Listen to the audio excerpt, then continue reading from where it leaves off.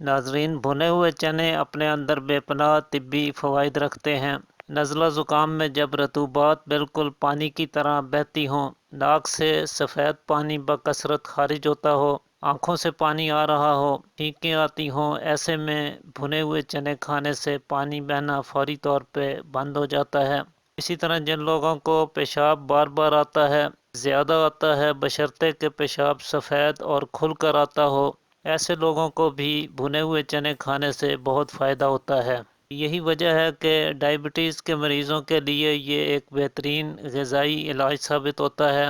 اسی طرح خواتین میں سیلان الرحم کا مرض، جسے لیکوریا کہتے ہیں، اس مرض میں بھی اگر سفید رطوبات خارج ہوتی ہوں تو بھنے ہوئے چنے کھانے سے یہ بیماری کنٹرول ہو جاتی ہے۔ اس کے علاوہ سرد اور مرطوب مزاج کے افراد، بلغمی مزاج کے افراد کو اگر اعصابی کمزوری کا مسئلہ ہے، پٹھوں میں یا جوڑوں میں سرد قسم کے درد ہوتے ہیں، تو ایسے افراد کے لیے بھی بھنے ہوئے چنے مفید ثابت ہوتے ہیں۔ بھنے ہوئے چنوں میں آئرن، کیلشیم اور وائٹامنز کی بھرپور مقدار موجود ہوتی ہے، جس کی وجہ سے یہ خون کی کمی، ہڈیوں کی کمزوری اور عام جسمانی کمزوری کا بہترین علاج ہیں۔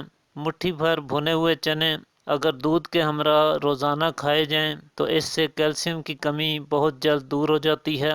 ہڈیاں اور دانت مضبوط ہوتے ہیں، لہٰذا جن لوگوں کے دانت ہلتے ہیں، مسوڑھے نرم ہو چکے ہیں، مسوڑھوں سے خون یا پیپ آتی ہے، ایسے لوگوں کو بھی بھنے ہوئے چنے کھانے سے خاطر خواہ فوائد حاصل ہوتے ہیں۔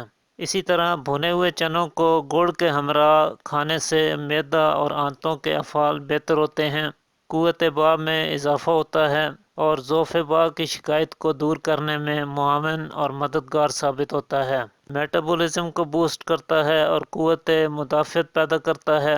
گڑ کے ساتھ اس کا استعمال کرنا پھیپھڑوں کی کمزوری سے نجات دلاتا ہے اور بلغمی امراض کے خاتمے کے لیے بہتر نتائج رکھتا ہے۔ اس کے علاوہ بھنے ہوئے چنوں کو بادام اور سونف کے ہمراہ کھانے سے نظر اور بینائی میں اضافہ ہوتا ہے۔ نظر کی کمزوری اس کے چند دنوں کے استعمال سے دور ہو جاتی ہے، جبکہ دماغی طاقت میں بھی امپرومنٹ آتی ہے۔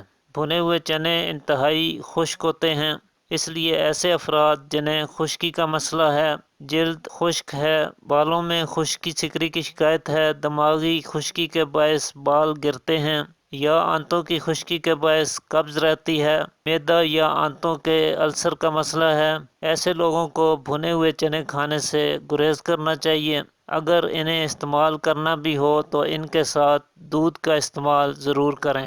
تو آج کے لیے اتنا ہی ناظرین، امید کرتا ہوں آج کی ویڈیو آپ کے لیے مفید ثابت ہوگی۔ اسی کے ساتھ اجازت چاہتا ہوں، اللہ حافظ۔